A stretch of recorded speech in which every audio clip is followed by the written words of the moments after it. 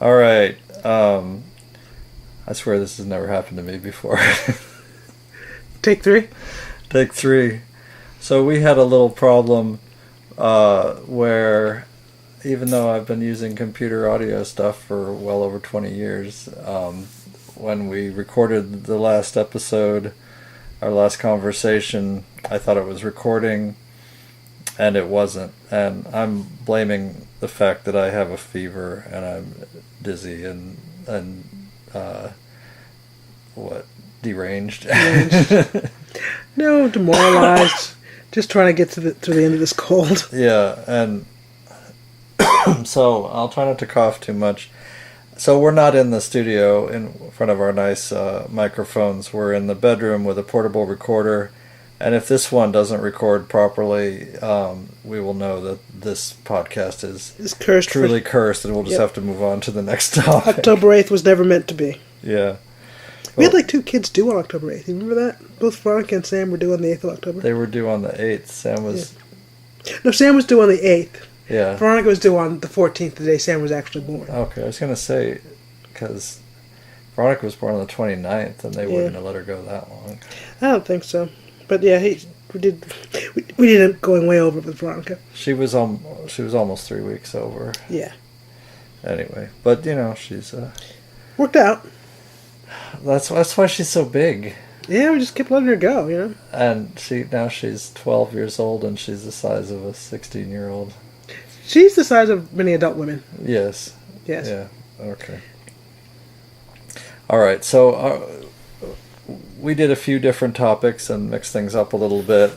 Yeah. Variety show. A variety show. I really need to get my guitar. You do. Not today. The first thing was I was talking about what are some of the things on our stack of books that we're either currently reading or plan to read. I have this bad habit, which actually is virtuous in some ways, of reading as many as a dozen books at once. Yeah, it gets a little, cumbersome. Yeah, in that, I will pick up one from the stack and read a few pages and set aside and come back and pick up another one from the stack. And keep going. And eventually I'll get through them all, and it sort of keeps me from getting bored with one of them at a time. But it maybe lacks the... maybe you're kind of confusing or diffusing the impact of the whole book. I also posted a cartoon on Facebook that got a lot of laughs. A lot of amen, brother.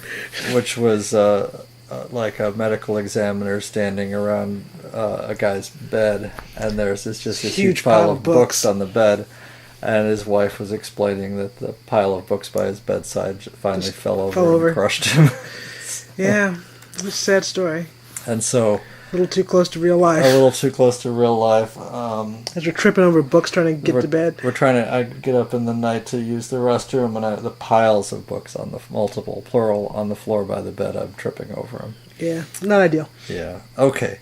So I'm reading a bunch of different books at the moment, and Grace is reading a bunch of different books at the moment. And she is closer to finishing one, but I'm reading Elizabeth Warren's book, A Fighting Chance. I'm trying to get a sense for her autobiographical writing and what she's all about.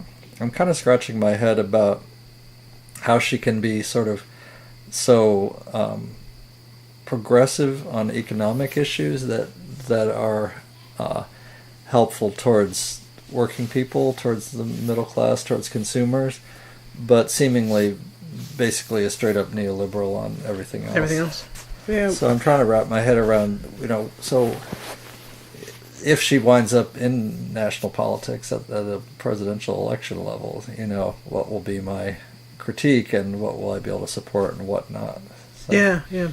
Well, I'll tell you why she's so on point with working people, right? Why? If you are an astute neoliberal, yes, then you know that the only way to continue in power, the system, and for the system to work, system of institutions, is if people have enough bread and shelter not to revolt. Yeah. As soon as they get desperate, Yeah. suddenly revolution really seems palatable. And I think she has a real sense for that, actually, because it may be because she just came up through this system of multiple university appointments Right. and progressive, a progressive series of increasingly awarded and responsible teaching appointments. Progressive as in progressing, not... Progressing from one to another. Right. Right. Right. She really had she was really lauded for her work on bankruptcy and for her teaching. She got awards and all this. Yeah, she was good. She was actually an early Clinton critic. Yeah. Yeah. Yeah. But no, that's what that's about. To be a straight up neoliberal everywhere except for that you understand Yeah. how you're getting away with it. Right. So in that regard, I think it sounds to me like she actually does have this populist sympathy with poor people, given that she was one. Yeah. And her family was on the verge of bankruptcy many times. But, there's this thing where the system in which you experience any modicum of success Yeah. is a system that you validate. Yeah. Yeah. Without even that much reflection. Right. Right. So I'm not that far into the book yet. I want to continue on, but I'm just by way of saying I'm kind of looking at her autobiographical stories with a bit of a jaundiced eye, because I'm like, who are you and why are you telling me this story, and why is it couched and structured the way it is? Yeah, always a good eye to use. Anyway, Bernie Sanders, Our Revolution, an autobiographical book. So far, I haven't read that much of it, but he's a good writer and a good speech writer, which brings me to the next one, which is Bernie Sanders, This Motion Picture. No. Bernie Sanders, The Speech. The Speech. The speech is the full text of his filibuster, as the book calls it, a historic filibuster on corporate corruption in the middle class. And it really was quite a thing at the time. They crashed the C-SPAN servers. So many people tried to sign on and watch as news got out that he was doing, like, that Bernie was going for broke. Full scale. So I want to read that too, because it's really a manifesto of his political ideas as a social democrat, and it's not the same as my leftist economics and my leftist social ideas, but I want to see where we overlap and where we don't. Right. So, because contrary to popular belief, it's not about like having a perfect politician that agrees with everything you think. No, and as Grace and I have said to each other many times, Bernie was just about the farthest to the right that we could bear to vote for. Yeah. So I'm not moving any further to the right than that. If that gives you some idea of where our actual views are. Yeah.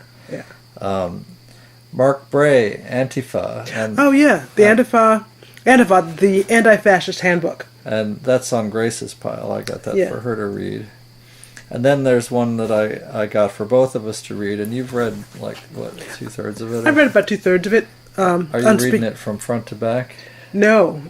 It's really amenable to just kind of picking up. Yeah, so that's what I wound up doing. It's a series of chapters, and it's all an interview. Yes. That was recorded over the course of a couple of days and transcribed. And if you read it from front to back, it's a biography. Right. And the book is unspeakable. Pulitzer Prize-winning author Chris Hedges talks with David Talbot about the most forbidden topics in America. It's good stuff. I've enjoyed it, and like I've said, I think I texted you that reading Chris Hedges is always like listening to a Fulton Sheen Linton homily, where you just leave chastened, mortified at your complicity, and really resolved to do better. Hedges is a really challenging thinker, and he, given his actual life story and what he's done as a war correspondent and working with Occupy and whatnot, he has some credibility to say, I mean, in other words, he's not a hypocrite when he talks about these things. No, no. And the rest of us, almost by definition, To some extent are. pretty much are forced to be. But, yeah. He's one of the few writers that I find still challenges me. Yeah. And, like, outside like the Gospels, right? Oh, sure. he's one of the few writers that I really feel like says, oh, yeah, that's me too. Challenged morally. Yeah, I feel morally challenged. Yeah, so he's really engaging you. It's really throwing down the gauntlet, saying it's time to step up your game and really do something about what's going wrong here. I have also Peter Kropotkin, The Conquest of Bread. Yeah. Which was an old book. It's an old book, yeah. It's from what was it, 1897 or something? Yeah, late 19th century. And it was recommended actually as part of the book club on core reading list on Chapo Trap House. Yeah, as well it should be. It's if anarchists have a manifesto, because Yes. we wouldn't write a manifesto, right? It would be Kropotkin. It's an important document for a certain branch of anarchism. He also wrote a book called Mutual Aid. Yeah, yeah. And so it's about cooperative anarchism and how you might actually structure a society that's operating under anarchist principles. Mm-hmm. So I haven't read very far into it. We started to read the introduction, and then something broke loose. And, Those are like your vocal cords broke loose? Oh, that's right. Yeah. My throat's been so sore that I went into a coughing fit, and I couldn't continue, so we had to put it aside. But we're reading it to each other as a bedtime story. Okay, then what's this agrarian? Oh yeah, so I've got a couple of things I want to add. I'm reading Land! ! Land. The Case for an Agrarian Economy by John Crow Ransom, and actually the story is this manuscript. He was not satisfied with it and burned it, because as he was wont to do, Ransom was wont to do, he would occasionally be dissatisfied with his work and throw it in the fire. This did not make it all the way into the fire. So. After he died, it was in his papers, was fairly recently discovered, and it's only slightly charred. Exactly, only slightly charred. One of my co-conspirators at Front Porch Republic, Jason Peters, is the editor of this edition. What's the press? This is University of Notre Dame Press. Okay, cool. Yeah. And I'm also working my way slowly through The Market Gardener by Jean-Martin Fautier. He's just outside of Quebec and is doing some serious market gardening. And, oh, yes, lastly, this is actually, I am working through this too. Paleo sweets. Paleo sweets. I'm trying to get the kids on board with eating, more paleo. Well, fewer sweets. Yeah. And so I've gotten some alternative sweets for them to choose from for birthday goodies. So it's basically cakes, pies, bars, cookies, like that. Cookies and ice cream, with the exception that they don't use any refined sugar. No refined sugar, no grains. No grains, so they use almond flour and things like that. And then for the fats, it's like coconut oil, palm shortening, and sometimes some stevia, sometimes some coconut sugar, sometimes some this and that. Honey. And some honey. Yeah. So it's not that they aren't sweetened. It's just very lightly sweetened. They're lightly and it's sweetened. less of a sugar hit, than say refined sugar is. Yeah, and it's a picture book of recipes, and they look really good. While you were out, Pippin came in and was reading it, and so we went through, and I had him read me all the recipes. Yeah. Actually, I was impressed by his reading. Pippin's a really good reader. Yeah. It's excellent comprehension. Yeah.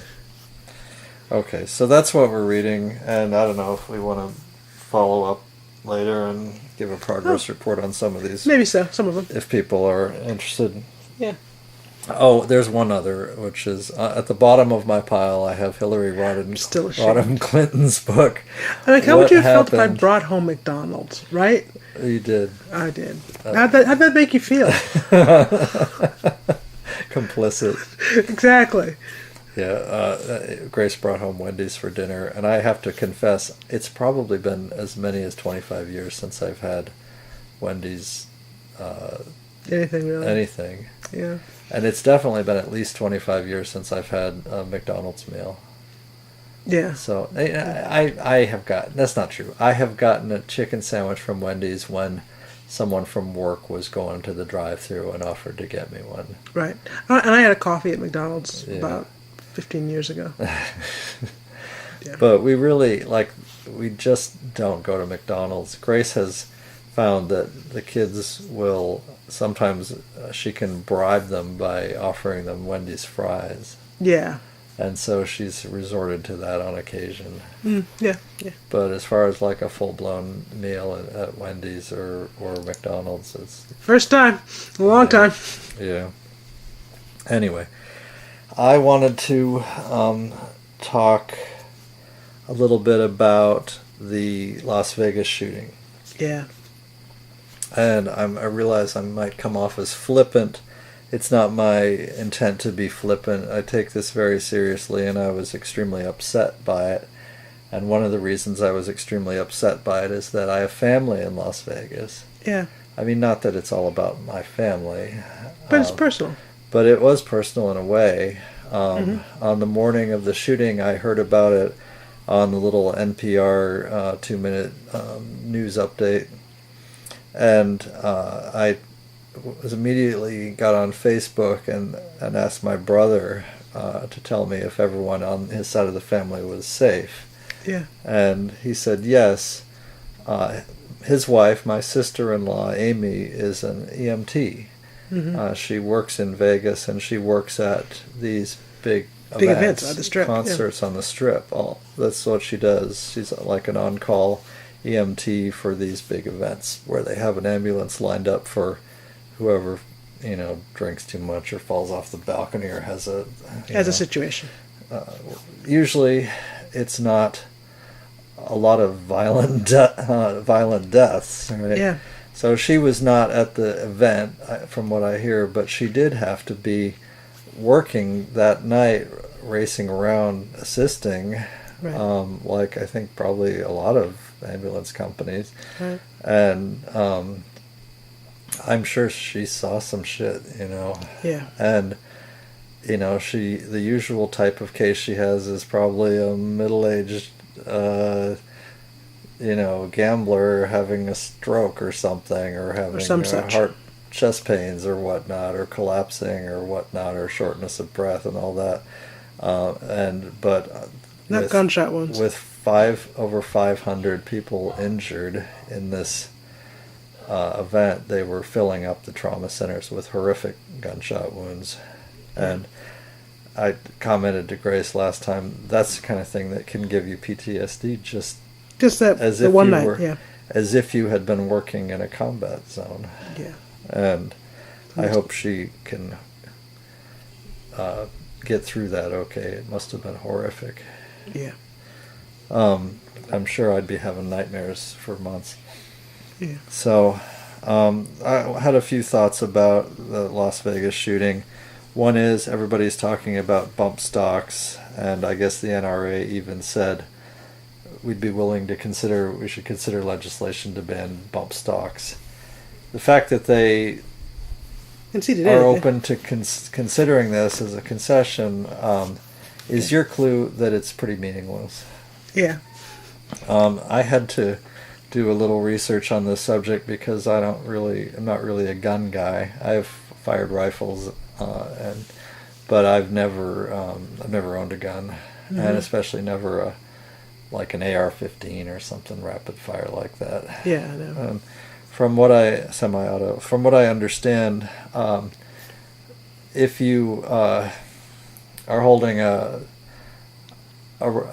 semi-auto rifle, when you pull the trigger, the gun recoils.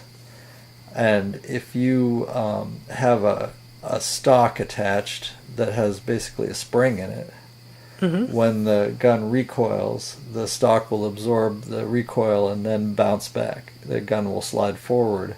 And if you're holding it in the same position with your finger over the trigger, the sort of anti-recoil movement will then cause the trigger to be depressed. And so the net effect is that you can turn a a semi-auto, which means you have to pull the trigger once for each shot, into a gun that will basically sort of refire itself as long as you hold it in this precise position.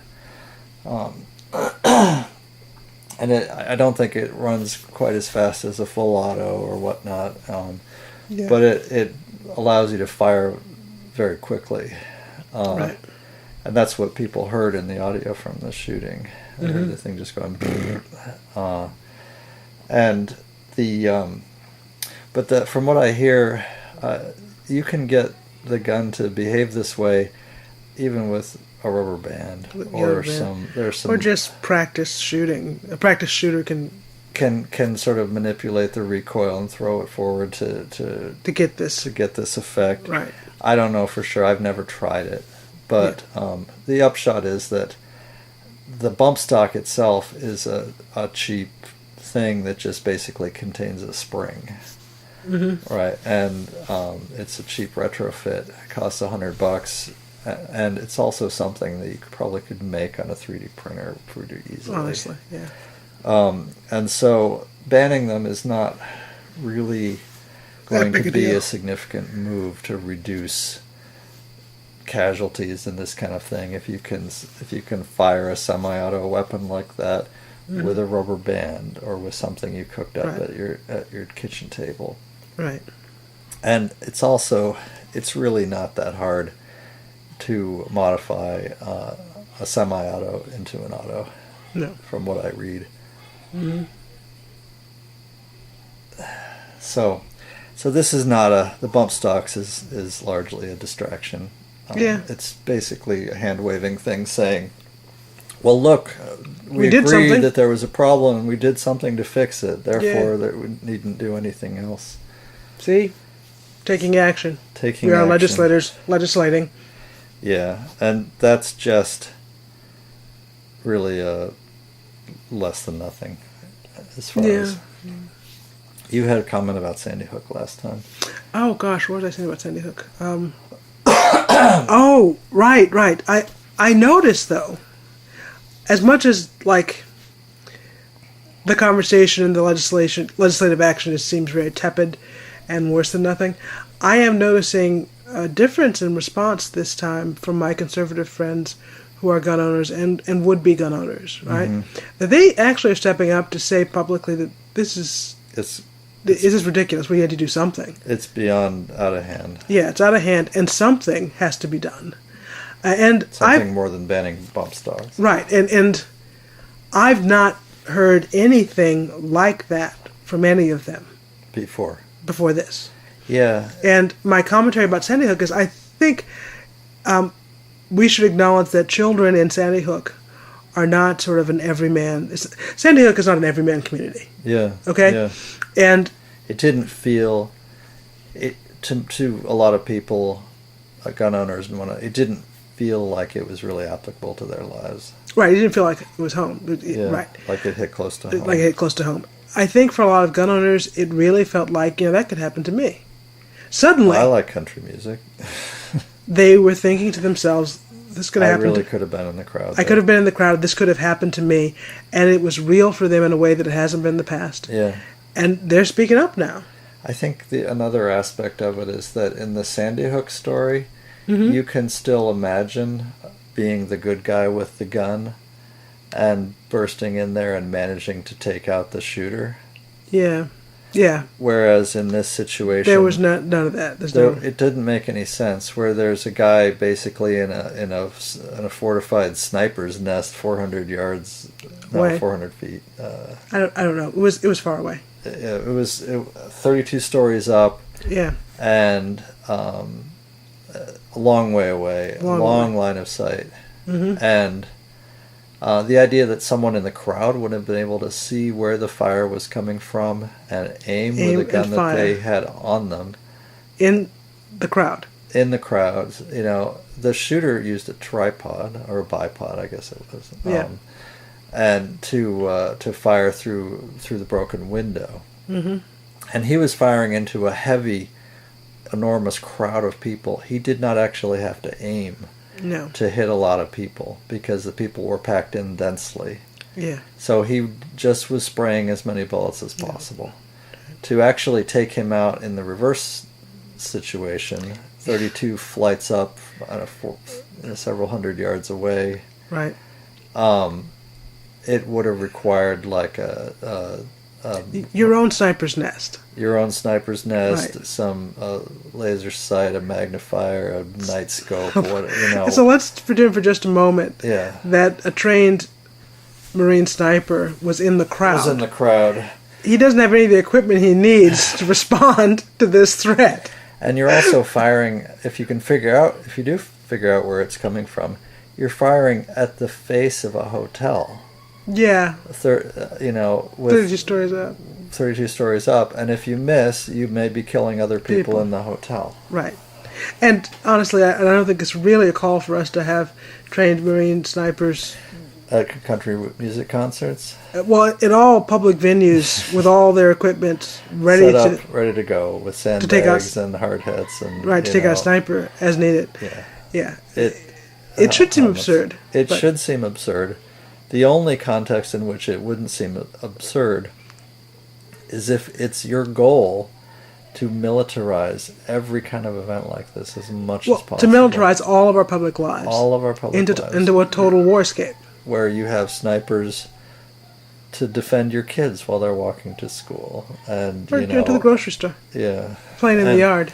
And I think even your average open carry advocate doesn't really want to live in a war zone where there are machine gun nests on every corner. And do you know what? There may be some in that crowd. Yeah.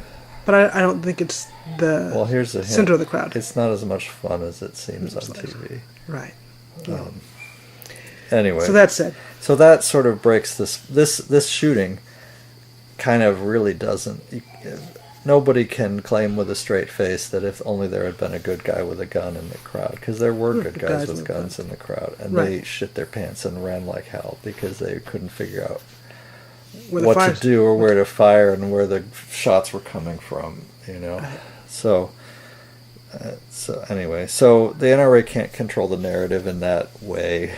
But they do control a lot of the narrative.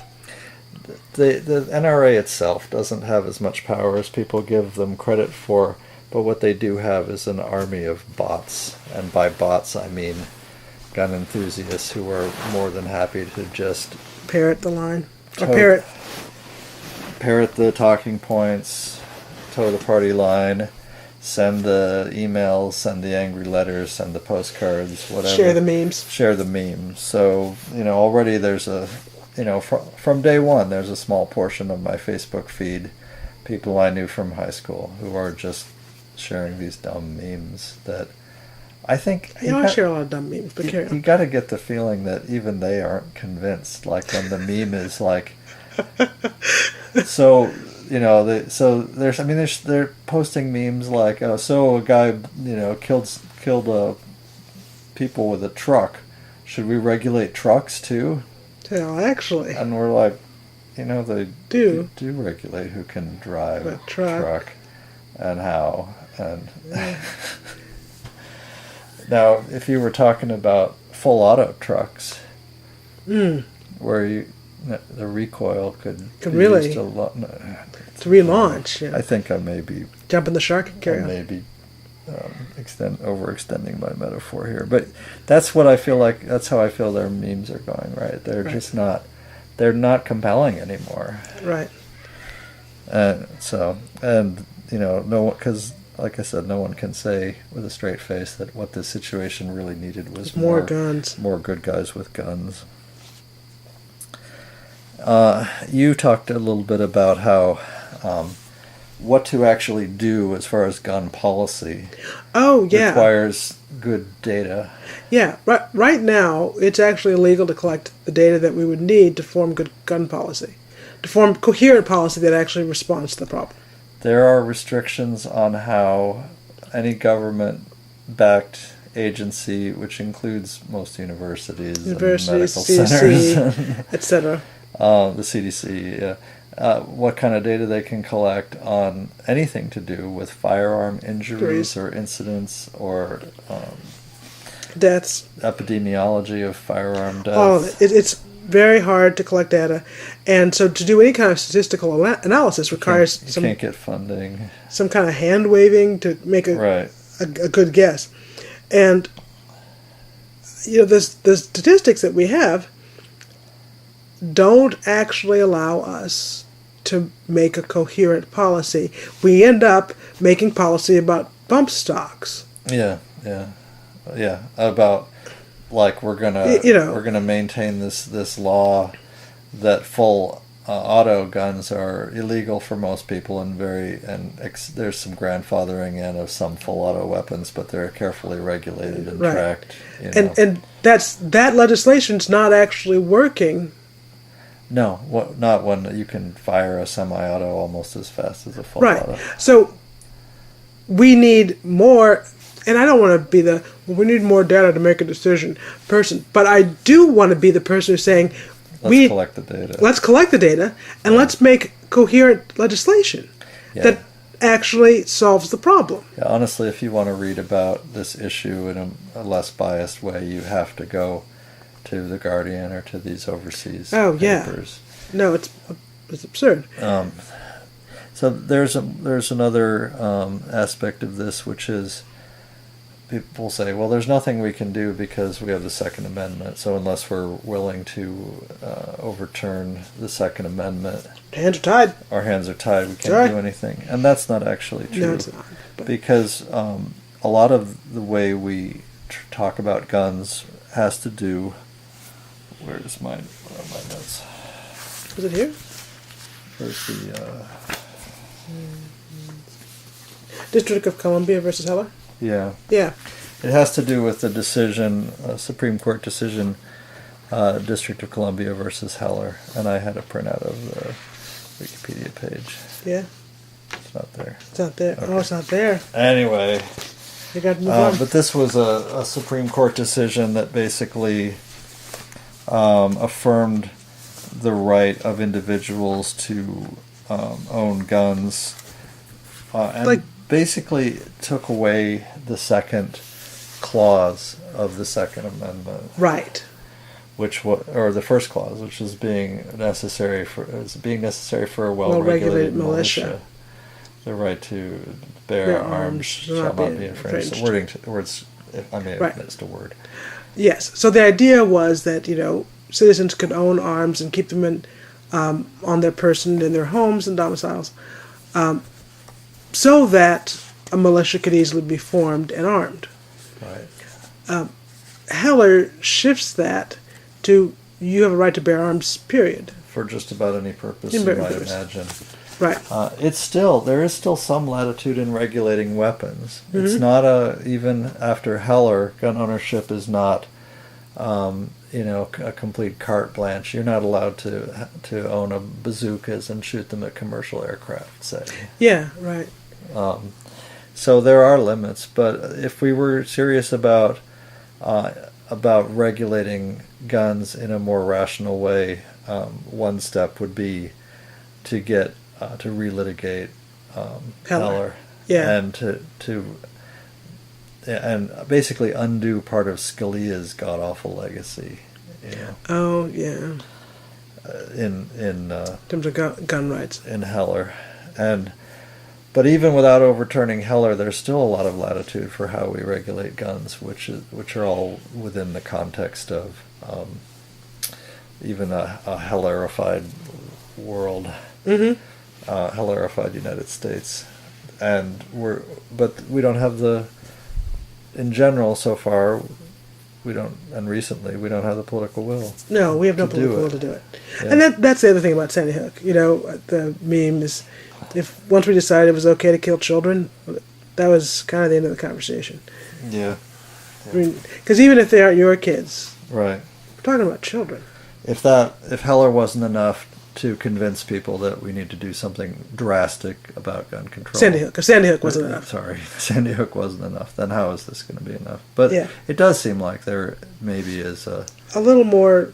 But I being cynical, I got to believe we have to kill a few thousand more people. before we can indiscriminately before we can get anything. Get any traction on this. Yeah, any further traction. Okay, I'd rather let them die. Yeah. Because I'm not really into killing people. You know what I'm saying? Yes, I do. We as a country have to just continue on this path until the body count's too high. Well, we have to be complicit in order to turn it around. Mm-hmm. So now I'm coming to the section of the show I like to call conspiracy theater. Conspiracy theater. Yay, conspiracy theater! And again, I said I don't mean to be flippant about anyone's deaths, but I do want to say, for the record, and you've had similar thoughts, I'm sure, for day one, and I'm not the only one too. I actually, after we did our last draft, I did a search on this to see who was talking about it, and there are a lot of people talking about it. What's going on? Yeah. Is that the details of this shooting case are strange and muddled, and they don't fit a very coherent narrative, and so I'm actually suspicious about what happened. And I'm just going to, when we recorded the first time, you did this big introduction about how conspiracies were not actually crazy. Oh, no, it's not. But maybe we can do a quick version of that and just say, a lot of investigative journalism starts out as someone smells a conspiracy. Right. That's how Watergate broke open. Someone smelled a conspiracy, pursued any evidence they could find, and it led them to Watergate. And often you have a whistleblower who was part of the conspiracy and willing to break their silence, or you have like with the Archer Daniels Midland price fixing scheme. You had an insider, who was part of a conspiracy and recording what was happening. Conspiracies happen all the time. They are the way that we do business. It really is. The way our government works. It's the idea that, some of these people in charge are conspiring with less than pristine motives. It really should not shock you anymore. It shouldn't be, it shouldn't be beyond the pale. It shouldn't be beyond the pale. So, I'm just going to start reading this article here. Go for it. And then I'll tell you who it's from. The FBI has significantly increased its use of stings in terrorism cases, employing agents and informants to pose as jihadists, bomb makers, gun dealers, or online, quote, friends, unquote. In hundreds of investigations into Americans suspected of supporting the Islamic State, records and interviews show. Undercover operations, once seen as a last resort, are now used in about 2 of every 3 prosecutions involving people suspected of supporting the Islamic State, a sharp rise in the span of just 2 years, according to a New York Times analysis. Charges have been brought against nearly 90 Americans believed to be linked to this group. This is an article from the New York Times, Eric Lichtblau, June 7th, 2016. Yes. I'm skipping ahead a little bit. Defense lawyers, Muslim leaders, and civil liberties advocates say that FBI operatives coax suspects into saying and doing things that they might not otherwise do, the essence of entrapment. They're manufacturing terrorism cases, said Michael German, a former undercover agent with the FBI who researches national security law at New York University's Brennan Center for Justice. In many of the recent prosecutions, he said, these people are 5 steps away from being a danger to the United States. There's a section called aggressive methods here. Yeah. So they're they're making terrorists so they can catch them. They're making terrorists so they can catch terrorists. In Rochester, a paid informant went undercover and drove a man suspected of being an Islamic extremist, Emmanuel Luchtman, to a Walmart in December to buy a machete, ski masks, zip ties, and other supplies for a would-be terrorist attack on New Year's Eve.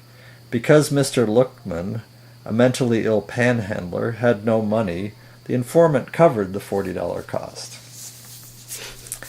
In North Carolina, an undercover agent pressed another subject, Justin Sullivan, on whether he was willing to commit acts of terrorism for the Islamic State. "Do you think you can kill?" the agent asked in one online message, before giving him a silencer for an AR-15 assault rifle in June 2015.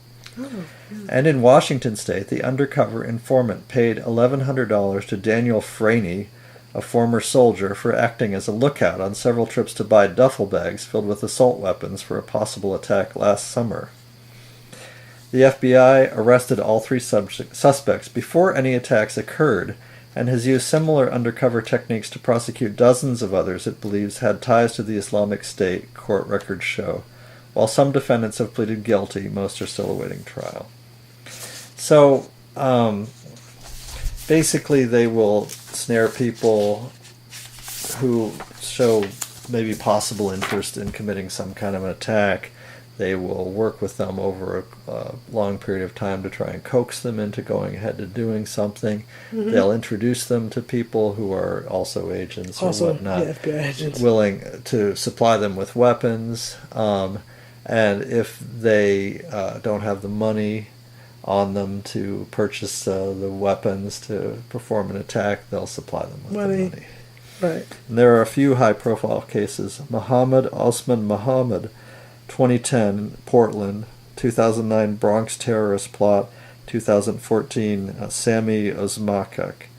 And these are, I was reading up on these on Wikipedia. I've read horror stories about some of these things before.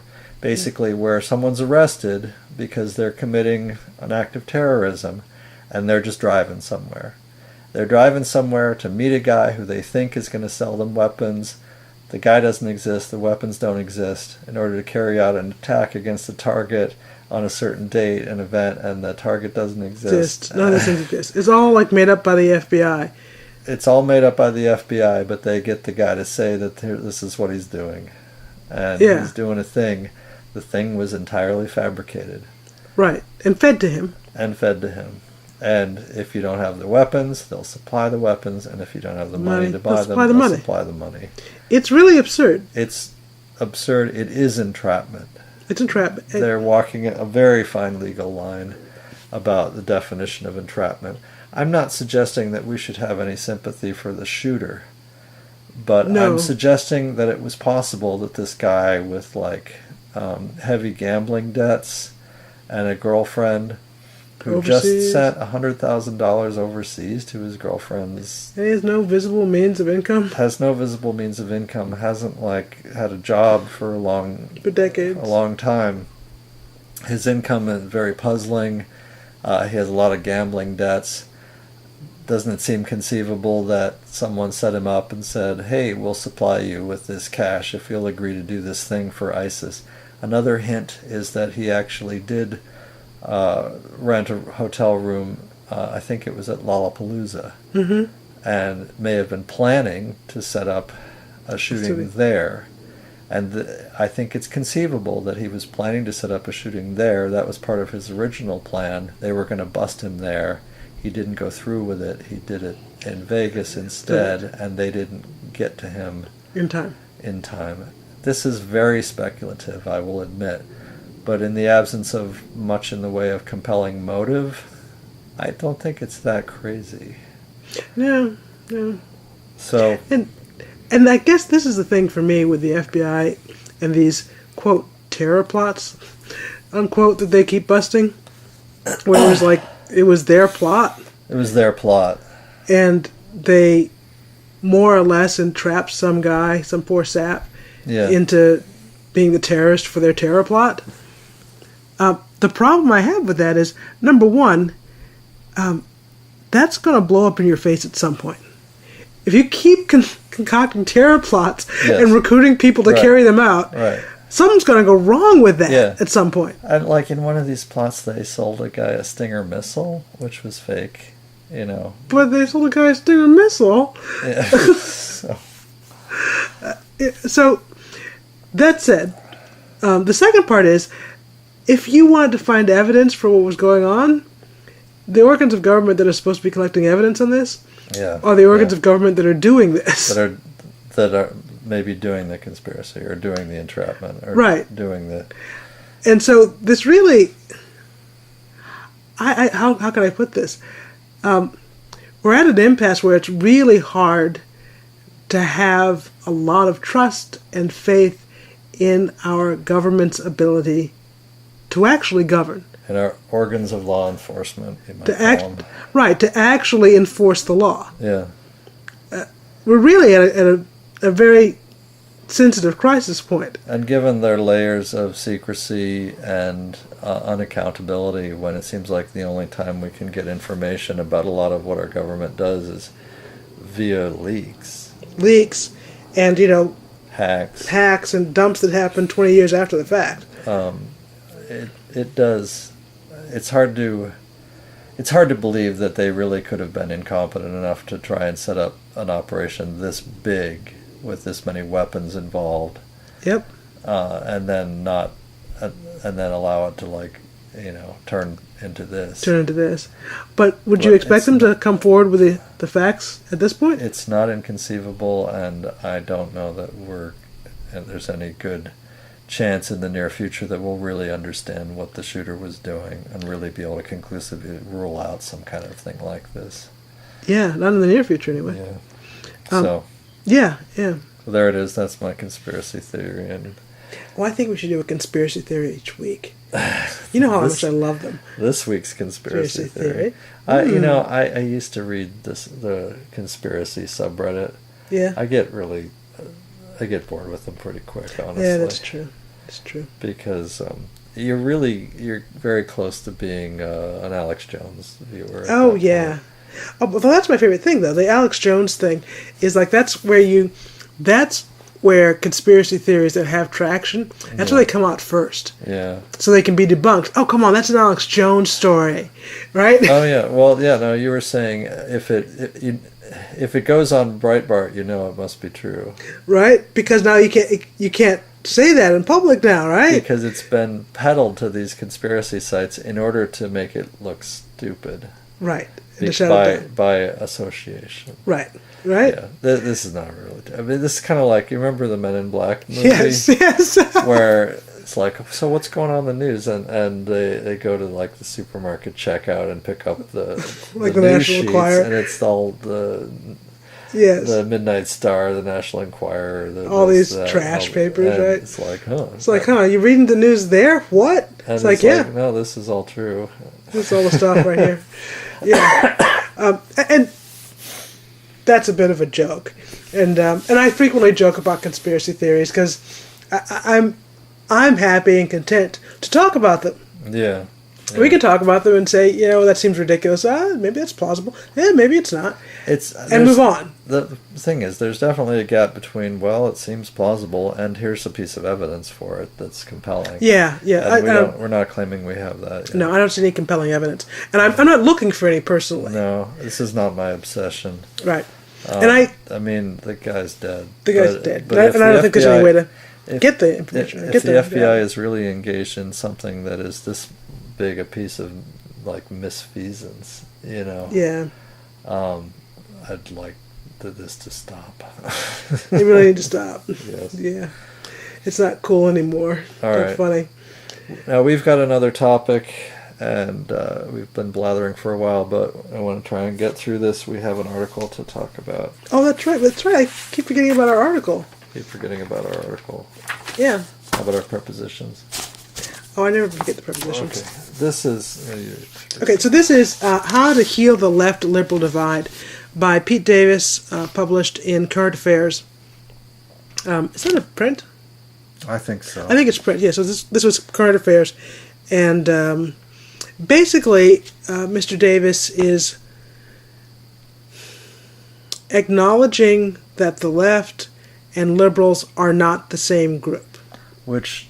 It still seems to be news to a lot of people. Yeah, this election cycle really highlighted that split, and it's not the same organization, not the same group. And it really seemed to come as a shock to a lot of Democrats. Yes, and they're like, "You mean I haven't been, I thought I was a liberal. I thought I was a leftist." Yeah. Right, and yeah, no, you're not. And so yeah. Because usually they are willing to sort of submerge their differences and have some kind of common cause, at least when it comes to voting for the lesser of two evils. Yes. And I think decades of lesser evilism have broke them. have broke them, and really that's what surfaced this rift. Yes. Surfaced the rift. Yeah. So we read this. I read it like a week ago, and Grace read it This today. morning. So she's a little more familiar with it, but it's a little fresher it was for a me. good subject to talk about this time. Yeah. So he basically breaks it down. He maps the divide and maps the conflict, and he breaks into 3 sections. There's loyalty, strategy, and the party gap.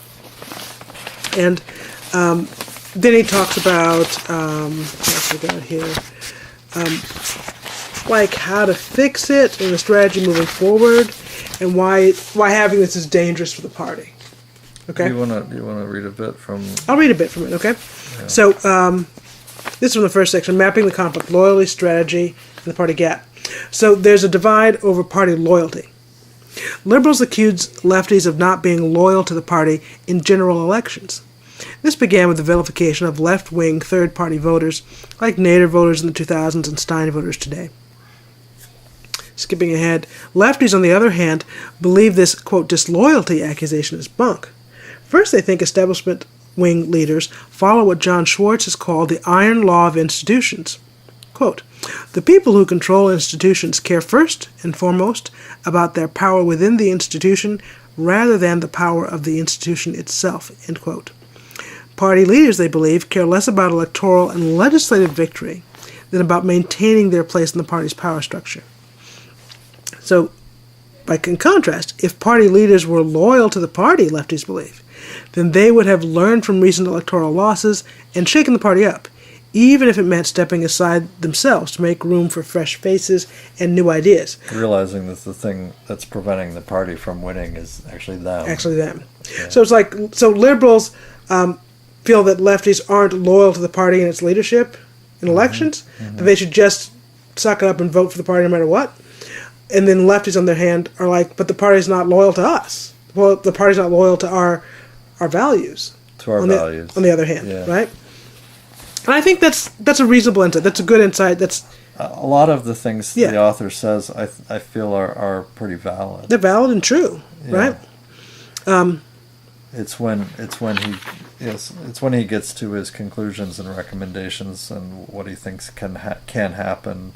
Basically, a subtitle, which is the split can be healed, and it's not that big it's minimized to some extent, and there I think he's kind of off. There I think he's wrong. Well, I think he's wrong that it can be healed, and that it should be, right? But that's me. I'm getting ahead of myself. Then there's a divide over strategy. And the divide over strategy is like how we win, right? So the first part is like which policy, there's a divide over which policy moves a losing party should take to win back power. The Liberals' go-to strategy is often, if you're losing, tack your policies to the center of the electorate to win, and once you win back power, you can enact what you want. Which seems naive to me, but, that's what he's saying. And, I think you could say that that's what Liberals think. One of the reasons it seems naive is that he's still imagining that there's a center. Well, he's imagining that there's a center. He's imagining that someone's going to do something. That there's actually a strategy in the center. Or that there's a center strategy that actually has policy that they're going to enact once they get into power. Right. That's just never happened. Okay? So I don't know. That just seems naive. So that you fake right and then you take a left once you're in office. Yeah. Lefties have the inverse policy strategy. That if you're losing, you need a more differentiated, passionate policy vision to win. You talk progressive. Right, you talk progressive, and the writer Adam Johnson explains how Corbyn succeeded with this strategy. Corbyn's campaign caught fire because he offered a clear moral vision of justice. They call it ideology. But ideology is simply pragmatism over a longer timetable. So that's I think that's I think it's fair analysis, where the Liberals are thinking, hey, we move to the center, we get into power, and then with the suggestion that they're going to do something different once they get into power. And it even plays out over a long term. So, for example, after Obama's election, people were saying progressives were saying, "Oh, he's gonna govern like a moderate Republican for a while, even up until he's reelected." But in his second term, that's when you see he's really gonna pull out the progressive can of whoop ass, and now we're gonna see him shake things up. Yeah, it's gonna be great. And that didn't happen, and it was never his intention. Yeah, so I think it's really naive to think, believe that he had this strategy to be a progressive. That was never going to happen. But his record doesn't. But maybe liberals think that, and I'm not a liberal. I couldn't. Well, a lot of liberals still think that he was progressive, and he made a lot of progressive victories. Yeah, I'm not sure what they're looking at. The progressive victories that he made were centered around some identitarian issues like gay marriage. But as far as economic... Which, I'd like to point out, happened even though the Democrats didn't have Congress. Yeah. But carry on. But, and not to say that that isn't significant for a lot of people, but it's not an economically left victory. It's not a shift in justice, in the justice system, in the economic system. It didn't rein in Wall Street. It didn't break up the banks. It didn't... No, they can still throw you out of the hotel if you're a gay couple. They can actually still do that. Yeah. Okay. It didn't send any Wall Street executives to prison. They can still throw trans people out in the street from homeless shelters because they're trans. Yes. So yeah. So everything I hear that was allegedly a big progressive victory from Obama or Clinton. Yeah. I have to compare them to the things that have gone bad. That went badly over their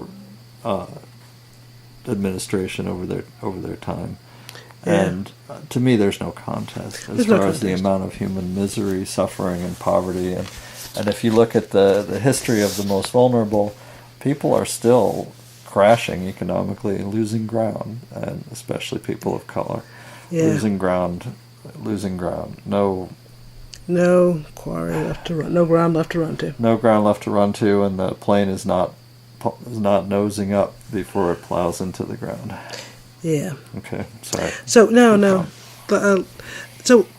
Continuing, lefties like Johnson believe liberals have been conned by the right into playing on their rhetorical turf.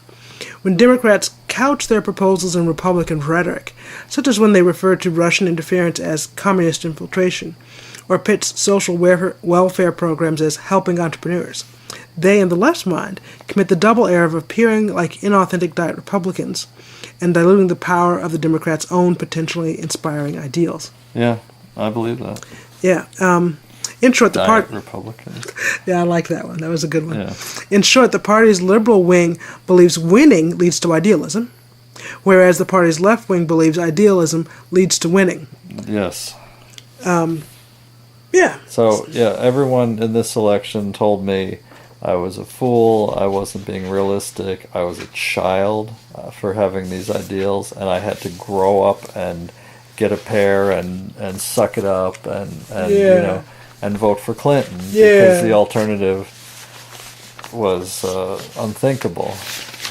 But from where I'm standing on the political divide, at this angle, I don't see a lot of distance between either. Well, first I just mentioned I don't see a lot of distance between Clinton and George W. Bush. Actually, I see Clinton being, especially in terms of her hawkishness, to the right of Bush, and not really a whole lot of distance between her actual policies and Trump's proposed policies. Right. The big difference being the rhetoric and level of civility and the way they present handle themselves. Things. That brings us to the last divide. Okay. There's a gap between Democrats, the divide over the gap between Democrats and Republicans. And the root of the first two divides is this divide. Mm-hmm. How much difference lefties and liberals... There's a divide over the gap. Yes. There's a debate over the... A debate over the gap. Yeah, how big the gap is. There actually is between Democrats and Republicans.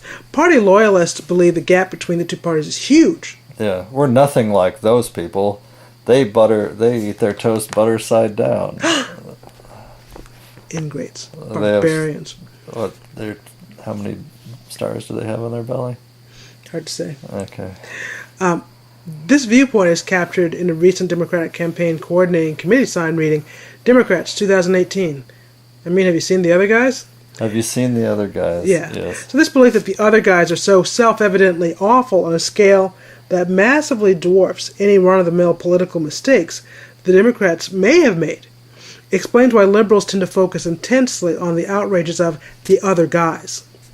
Moving ahead, lefties, on the other hand, see the gap between Democrats and Republicans as smaller. They like to point out examples of silent bipartisanship, say the complicity of Democrats in the disastrous war in Iraq, the racist war on drugs, or the Obama administration's continuation of Bush-era corporate-driven education reform. Or see, basically, the entire Clinton administration. Yeah. They criticize party loyalists for letting Democratic leaders steer them towards formerly Republican positions. Affordable care, such as when some Democratic loyalists began criticizing administration. Romney Care. We should give credit where credit is. Credit is due. Yeah. Wouldn't that be Heritage Care then? Heritage Care. Began criticizing administration leakers like Chelsea Manning. So the party loyalists, lefties criticize party loyalists for letting Democratic leaders criticize leakers like Chelsea Manning. Chelsea Manning would have been lionized, yes, carried around like a hero by Democrats, yes, had she leaked during the Bush administration. But she leaked during the Obama administration, so now she's a bad guy. Yeah. So because Obama was a good guy. Because Obama was a good guy, no right? matter how many countries he bombed. Shh! Stop talking like that. Do you want the liberals to lose? Many liberals, meanwhile, either have not thought about, or do not believe in, or do not prioritize addressing these forces. Some even make fun of lefties for talking too much about, quote, neoliberalism, a phrase that many centrists believe has no meaning, but that lefties insist is analytically useful. Mm-hmm. I insist. So do I. Then he starts talking about moving from divides to tribes, and this is an important thing, I think, in this article, because I think he's absolutely right and reaches the wrong conclusion from this information. So he talks about basically how you move from having a divide about things into forming these sort of tribal camps, where you've got sort of this political intuition, and then you start, these institutions rise up to respond to that intuition, and then you've got, your thinkers, your leaders, and sort of your group that share and reinforce each other. And so if you look, let's see.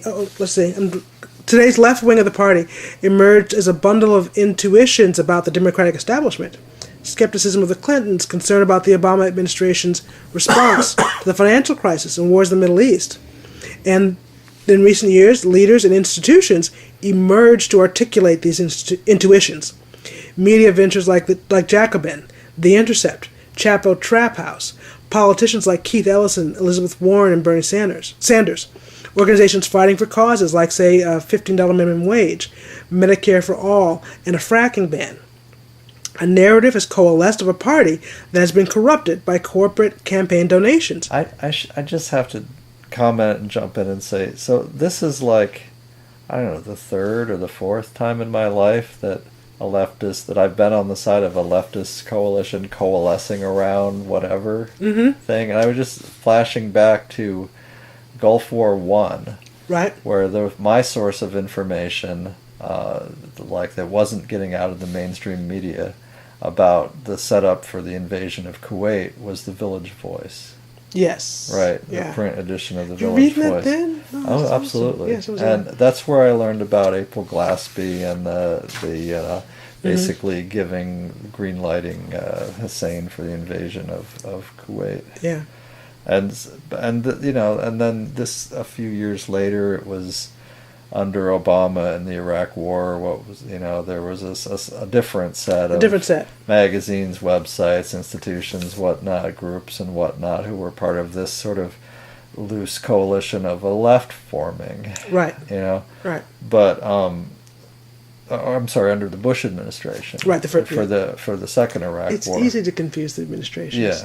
Yeah. But then, as we saw, when Obama got in office, the left went home. Oh yeah, it's packed up.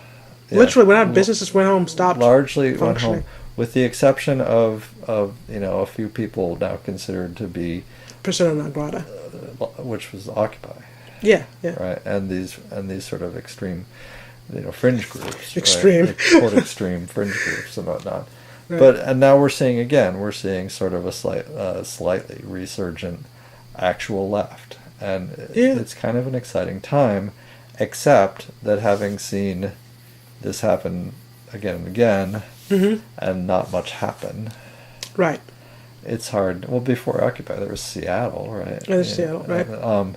It's hard to feel really excited about that, except that I feel like at this stage in my life, being 50 and like having been through the spin cycle a number of times, I'm ready to offer myself up as, you know what, I'm one of your think tank, whatever people, or one of your theorists, one of your, Yeah. one of, whether anyone wants to read or listen to what I'm writing or not, but I was blogging about the Iraq War. Yeah, I was not the first Gulf War. I wasn't really out getting anything out there. That blogs weren't a thing yet. That still would have been zines, wouldn't it? I'm trying to remember if I was writing in these zines at the time. Right. No, and I haven't done any zines since '89. Right. Yeah. So probably not. Right. But it would have been a close thing. But and maybe at this point I'm enough of a complainer emeritus that people will listen to me. Right. Just by virtue of how elderly I am. You are not elderly. You're a middle-aged man. Yeah. Okay.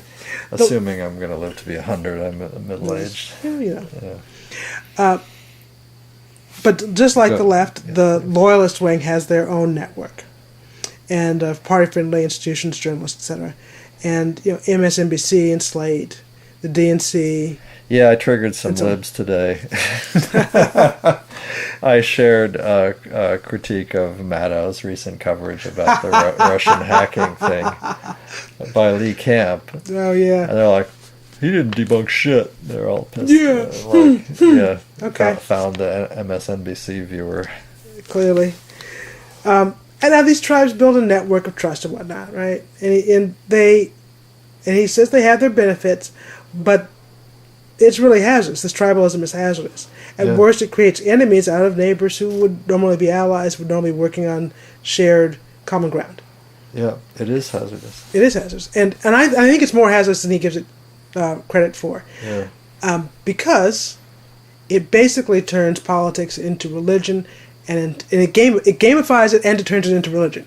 So for some people, it becomes like a sports contest, like the Republicans versus the Dems, and they show up for the big game in November, right? I really believe that everyone should read this article I've cited before from Harper's called "Everyone Loses When Politics Becomes a Game," and it's basically about how thinking of your political side as a team that needs to win at any cost and whatnot, and basically talking about where all that's important is being on the right team, be on the winning team, is really pernicious and destructive. Very destructive. And we talked, when we did this topic earlier today, I mentioned Andrew Sullivan writing about how, in his view, it was unfair to expect people to change party because a lot of people were basically ethnically Republican. Yeah. In the same way that one might call yourself ethnic Jewish or Catholic or whatnot, Why don't people go with ethnic Catholic, like ethnically Irish, or Italian? Basically, it's where being a member of a party is fundamentally part of your identity, and I was actually really pissed about that, horrified about that, and said, you can just step away from your party affiliation. The thing is, changing your party affiliation is not hard. You can't throw away your family. But now, people try. But here's the thing. Yeah. Sullivan's actually speaking a truth here about the reality we live with in American politics. I was very frustrated by that. I think that's true, but it wasn't something I'm willing to hear. And In part because I never feel strongly committed to any given institution. Right. And part of it is I don't feel like any institution's ever been strongly committed to me. Yeah. And that, which is why I've had, 15 jobs in 30 years or whatever, right. Some such. Yeah. And so this is what we have, though, is where people are committed to their party affiliation. Yeah. Yeah, as if it was their religion or their favorite sports team. Right. And not just their favorite, but like from their hometown. Their hometown sports team. Yeah. The folks that they've got to root for. And for the folks, the real party loyalists, this is really, it's in the same territory as a religious belief and religious faith. That's why I call the party faithful. It follows their career follows a path that's laid out for them in part by their party affiliation, by their by their church. The identity of their church is probably more closely aligned with the party, the political party, than with the theology. Absolutely. And that too is really, really dangerous for any kind of democracy. Yeah. For the state, I mean, because I was saying earlier how the Christianity really went to shit when Constantinople made it state religion. And in that, we're in a really dangerous and really difficult territory where our secular religion is our political affiliation. Yeah. That takes the place of religion in people's lives. Yeah. And this is basically where Pence is, and which is why Pence scares me more than Trump. Yeah, no, he's pretty terrifying. Because he is a true believer who will do what he's ordered to do and believe that it's... And it's moral because he was ordered to do it by his political party, which is his religion. By his God Emperor. Right. Yeah. It's a very, very dangerous thing.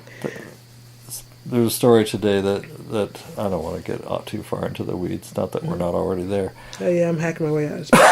But that Trump told Pence that if the Raiders took the knee at a football game, he should walk out. And that's what he did. So he flew halfway across the country to go to a football game. The players protested in this way that's become, it's gone viral, you might say. And he walked out. And he actually planned to walk out. And he arranged with the press corps that was traveling with him, just stay in the van because we'll be back in a few minutes. Right. So this was like... Pence is basically appearing in public to publicly shame and denounce an NFL team under the orders of his boss. It's weird. It's really weird because the VP, constitutionally, the president's not the vice president's boss. No, he's not. He's not, right. And the president can't fire him. Right. Back to the story here. Back to the article. Fired. Oh, wait. Go ahead. Pete Davis wants to resolve the conflict. He wants to move towards a vigorous critical loyalty. Because he doesn't actually go into where I went with this, where I think the situation is, that our political parties are religious groups for many secular Americans. They fill that role in their lives. Yeah. He doesn't go there. That's me going there. Yeah. But this idea that you would have critical loyalty, that's what I have for my faith tradition. For your church. Yeah, because I love it. Yes. I give it the criticism it needs to hear as best I can so it can be what it should be. This whole idea he's got a critical loyalty kind of implies that if a person like me has a good take on the misbehavior of an institution like the Democratic Party, right, that someone there is capable of hearing this, is interested in hearing it, and is going to take it in good faith, and I have a chance of doing something, of being a pebble that starts an avalanche to actually change something. Right. And that's very quaint. It's very quaint to think so. Yes. But how shall I say? So he says, look, who's right and who's wrong, and he goes through things that the liberals have right and things that the left has right, and talks about how to resolve these things. And basically his solution is that the left needs to show up and vote, and that liberals then need to take policy advice from the left. Mm-hmm. So basically, the liberals are going to hold the football. Yeah. Okay? Yeah, right. And then the lefties have to come up and try to kick it. That's a pretty funny way to describe it. But I think of it also as like, asking the leftists to go out and do the grunt work of like rally popular enthusiasm, Yeah. and then take this, like carry the Olympic torch, Right. like get the fire going, and then carry the torch to the party, and then they'll get all that policy going. We'll hand it off to the liberal actual institution that can implement policy. To implement policy, yeah. Pass the flame on to them, and then in good faith they'll do something with that energy.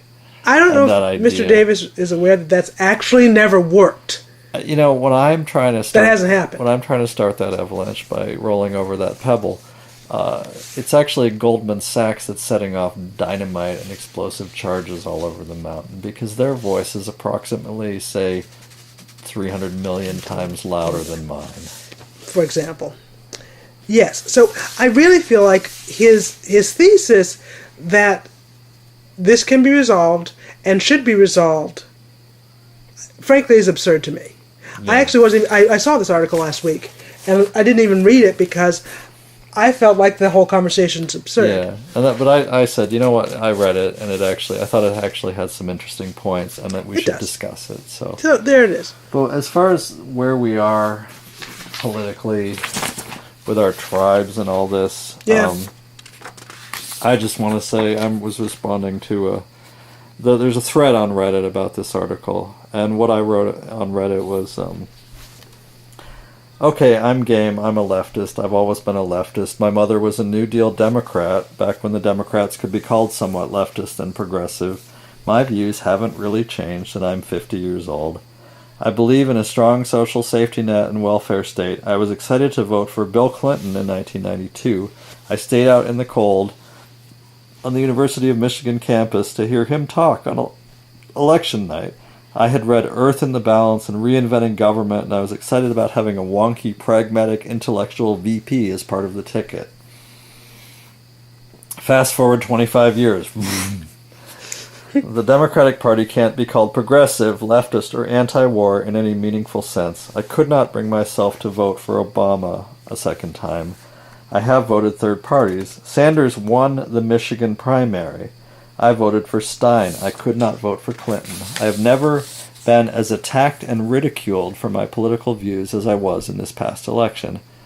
As personally attacked. So I said, let's see if the Hillary voters are ready to heal the divide, shall we? And so I was looking at a Twitter thread, because this is where a lot of the hate fest takes place. Hillaristas. And here's a Hillbot or a Hillarista or Hilarious. Hilarious. That's right. On Twitter, her handle is Isteintraum. Isteintraum. I have no idea who she is, except she sounds like a young woman who supported Clinton. So here's her thread. A few of the comments on the thread.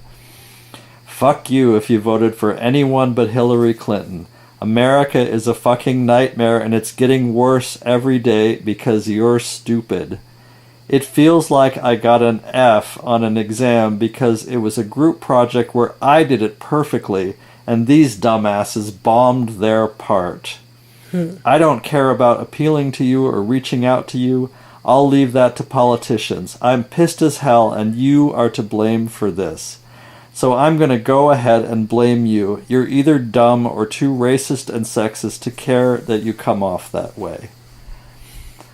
To me, that's an entitled rant from a very entitled and privileged place. The other thing I note about the thread, and I'm not going to quote all her tweets, is that she, like an awful lot of Hillary supporters, are still saying she won. Oh, yeah, that. Because of the Electoral College versus popular vote split. Oh, yeah. Right. Which was somewhat unusual. It also happened to Gore. And it's also the way we run elections here. Yeah, that's the big point, is that essentially every president who's ever won has had to navigate that little detail of the Electoral College. And And she if didn't. they didn't, they lose. That's one way to lose, is to win the popular vote and Lose the Electoral College. Granted, it's not that common, and granted, it's become these last in 2000 and 2016 elections were somewhat unusual historically in the way that played out, and there are some structural reasons for that, which maybe we should address. And gerrymandering, etc. Gerrymandering and population shifts and whatnot. Yeah. But that doesn't really change that reality. It changes the percentages a little bit. Well, I should just flesh out why this is, what is so privileged about this. Yeah. I mean, she's got this mantle that she's, wearing about how this, destroyed the country and how, you're racist and sexist. Because the country was doing great until well, now. that's really the thing. Yeah. If you think this is a problem now, like suddenly, Yeah. there's a problem. Yeah. It's because you've been asleep. Yeah, or you're very young. You're very young, And you've just very never seen anything, insulated. and very young and insulated, you just didn't Yeah. know. But you have to have been asleep not to realize that this country's been a disaster for any marginalized person For a long a time. very long time. Yeah. And for folks who were active in the civil rights movement, who are still alive in the 2000s and still alive now, it is far worse now It's worse now. than it has been in the past. Yes. So the idea that, like, oh my goodness, And, we've unleashed all these demons that weren't here before, is patently absurd. And my piece that I quote Wollheim, the editor of the science fiction series who wrote these introductions. He talks in an introduction to one of these anthologies that I read, that Utopia ended in 1963, I think it was, which was when the post-war boom really started to collapse. Yeah, the air started coming out of the balloon then. And Barely that 20 years. and that's been in progress. And we've been on a downward trajectory economically as far as everyone's future and doing better than their parents and whatnot. For more than 50 years. For my lifetime. Right. Yeah. Now, I like how she basically saying, it feels like she's still talking and thinking as if she were just out of school. Yeah. She Right. may be. Maybe. But essentially, you're talking about like a class project where you can go to the teacher, and if you feel you've been treated unfairly, you have an arbiter who can say, all right, you know what, well, I'll change your grade. Or something. But because the teacher and the structure, the institution has an incentive, as you're a student, or as they call it now, a customer, of an institution like this, they have an incentive for you to feel like you've been treated fairly, and you can probably talk them into it. Yeah. There's no incentive like that. There's no reality like that in electoral politics. Nothing has to be fair, and nothing is fair. It is what it is. And so, anyway. So she goes on like that for some time. And this is, I cite her as an example. I don't think she's that rare or No. that extreme, because all- I see a lot of this kind That's of all over my rhetoric. Facebook page all It's the time. all over, this kind of talking is all over Facebook. And I commented, I say, I don't think they're ready to talk. No. I don't And think it's they been are. almost a year. Still not ready to talk. So we'll have to give it longer. Take your and time. things will have to get worse. Yeah, we got Before 2018, we got 2020, we got 2022. Before they're like woke enough to realize and many of them will never be. Never wake up. You gotta laugh to keep from crying, but carry on. Extreme sense of privilege and personal grievance, people who believe their candidate was entitled to win, cult of personality. They themselves were thus entitled to be on the winning team, without ever having popular policies or running an effective campaign or plugging into the needs of a large portion of the populace. Yeah. There's plenty of information out there for anyone who wants to understand the many valid criticisms of Clinton, her policies and practices and decisions. It's been my experience so far that explaining these things to people leads to exactly no progress. I have better luck trying to convince my hard-right paleo-conservative friends to consider progressive ideas, like Oh yeah. like single payer. Yeah, no, they're actually low hanging fruit. They're there. They're there. They're low hanging fruit for leftist just policy. about there for traditional hard left political Yep. ideas, especially economics, Yep. than I do any proud, self-identified centrist, I'm with her Party Democrats. loyalist. Yeah. Yeah. Party faithful. That's right. Party That's right. faithful. So Yeah. one of my favorite podcasts was the Professional Left podcast. I didn't agree with them on everything, you know. Mm-hmm. I really liked their take, especially on Chicago politics and local elections and whatnot. I can understand. After the election, Driftglass he said, and I'm quoting, the ones who are saying, see, this is what you get for nominating a neocon, neoliberal war hawk, yeah, whatever. I'm sure that makes you feel better. I'm going to make sure that as far as I'm concerned, you're shouting into a rain barrel because I don't need to listen to it. I'm not obliged to listen to that opinion. If you were, as of yesterday, Republican of conscience who was horrified by the fact that this guy was at the top of your party's ticket, and you spoke out about it, and you're angry about it, and you said, I can't do it, I cannot do it, vote for Trump, that is, I just can't, then we might disagree about a bunch of other things, but you're on my team, because we're in a very bad time now. That doesn't mean I'm not going to mock you, and when you step out of line, I'm not going to say terrible things about your propensity to backslide, but you're on my team. But if you're a liberal who just couldn't quite get your ass out of bed because, really, what's the difference between the two? Or, Hillary is so bad at these things, and you know what? Then you're not on my team. To quote Michael Corleone to Fredo, I don't want to know you. I don't want to have anything to do with you. I don't want to hear you when you come to visit our mother.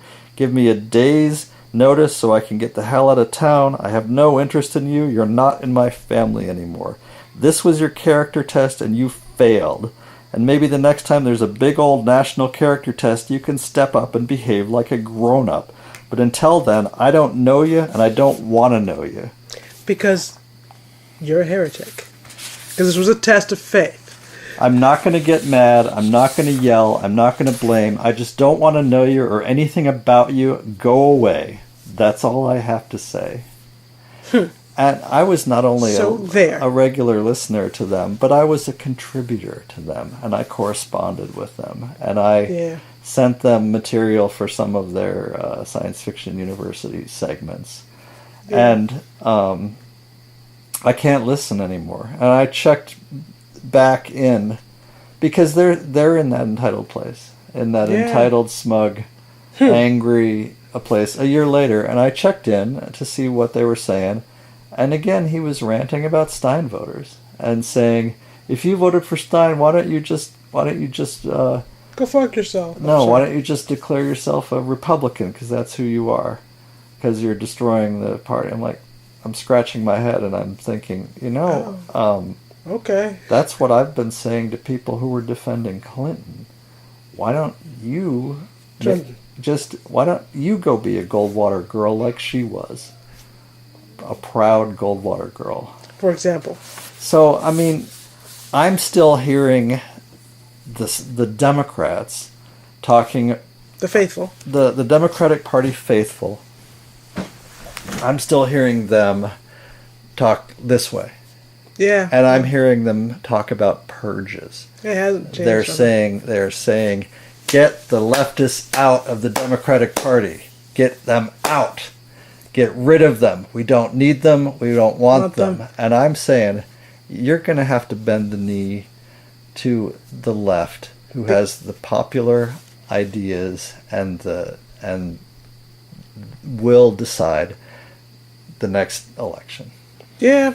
Well, and here's the thing. I think this is the thing the party faithful don't comprehend. Right? They just don't get this. No one likes their ideas. Their ideas are less popular than Trump. Yes, absolutely. And then, of course, the retort is, well, you guys can't win either. Couldn't even win the primary. Yeah, whatever. The leftist ideas, in large part, are illegal in the United States. In large part, leftist organizing is illegal. Say a bit. You talked about this before, and it was right at the end, and I didn't get to pick your brain a little more about what you meant by that being illegal. Okay, let's just back up for example, to a little thing called the McCarthy hearings. Yeah. Right? Yeah. That participating in the Communist Party could cost you your job. Well, I see. So this is still, you're basically saying there still exists an awful lot of like red baiting. A lot of red baiting, all that. And that whole framework. Era of laws from that era. Era of laws from that era are still, some of them still in effect. And also any of the organizing that you can do. Actually, this is happening. Have you seen the memes about the West Point? Yes. Guy with the T-shirt that said something about communism. Full communism, full yes. Communism. My my conservative friends on Facebook are sharing this meme. Is like, hey, they knew about this guy. They should have put him in jail. Put him in jail. Right. Right. Yeah. So to organize, here's a student who was making a point. Haha, it's kind of weird and funny. He needs to be in jail. Yeah. Because he's doing communist organizing. Because he's doing socialist organizing. Yeah. Okay. People feel like he ought to be arrested. Yeah. And that's not a freakish thing. It's what we do here. No, that's a popular opinion. It's a popular opinion. Yeah. So if you engage in leftist organizing in the United States with these very popular ideas, the state is organized to penalize you. Yeah. You can't organize, you can't do any union organizing that you would normally do in any other industrialized country. Those tactics are actually illegal here. Mm-hmm. It's not legal to organize in an ordinary some of those ways. In some of those ways. And at the very minimum, you won't have any defense if you do organize that way. You won't have any legal defense against being the one fired. The one fired, right? Right. So you are risking your job. So you're risking your job, and sometimes maybe risking arrest or risking legal action. Mm-hmm.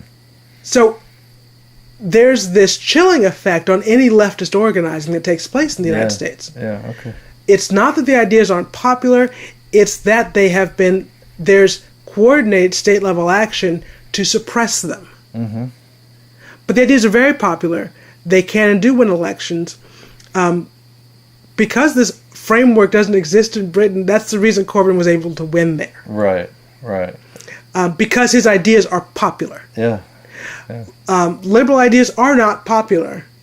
They just aren't. And any kind of populist sort of signaling is far more popular than liberal ideas. Mm-hmm. Even populist signaling from a piece of trash like 45 is more popular than liberal ideas. And liberals cannot win without the left, which is why we have articles like this begging the left to come back and help liberals get into office so they can hold the football again. But the only thing this article can promise the liberals, if they come back and try and kick the football, or the leftists if they come back, or the leftists to come back, try to kick the football, do the street level organizing, bring the popular ideas and whatnot, is that maybe they'll be part of a winning team again. Yeah, wouldn't that be nice? That's not enough. No. It doesn't matter if you win if you're doing the same thing the losers were going to do. Yeah, it doesn't matter. Nope. So, anyway, are we done? Yeah, I'm done. You're done. I'm good. Okay, so, Come back next week, we'll have more invective.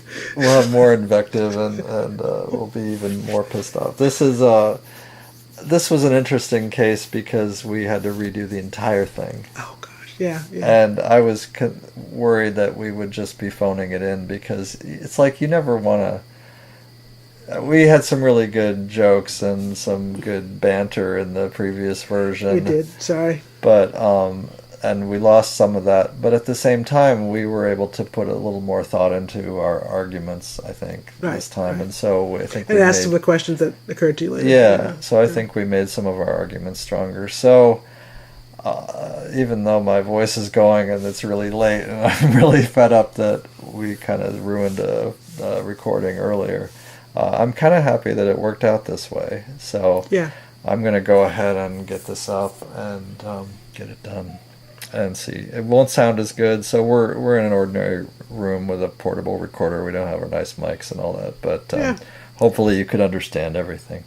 Thanks for listening. So thank you for listening. Take care, everyone. Bye-bye. Bye-bye.